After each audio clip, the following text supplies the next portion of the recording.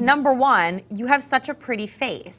You would think that that would be something nice, and you do have a pretty face. So if someone tells you you have a beautiful face, how can that be misconstrued as being sort of a backhanded compliment? Well, because they feel like it's despite me being a plus size woman, I have a pretty face, as if I couldn't have a pretty face, being the size that I am. They really think that they're being helpful by saying these things, bringing attention to something that is wrong with you. I recently went to Korea and had a cab driver who was obviously he had way too much Korean barbecue. And he told me that my mother wasn't as fat as me. That was his comment. She's not you're not as fat as your mother, but you're still pretty. What do you respond to something like that?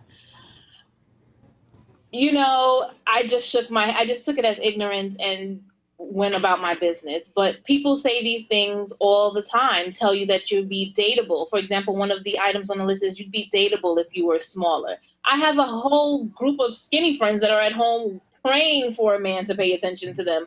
So what's the problem there? It's really, I feel like I wake up and this face is beautiful.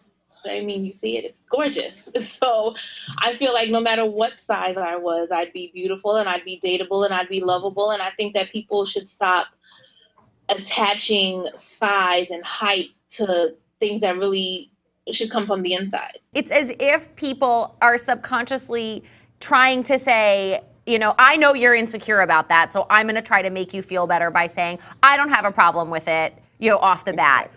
Exactly. Just like Danielle said, she looks in the mirror and thinks she's beautiful every day, as she should. Is that the problem, that people are trying to assume your insecurities?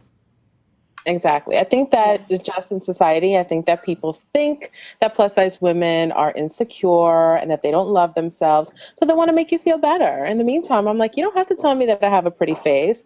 I'm beautiful from head to toe. I'm very confident. And I think it's about setting boundaries. I think that in this society, we have not been able to set boundaries as plus size women because there are some of us that are not as confident. Obviously, on this panel, we are confident.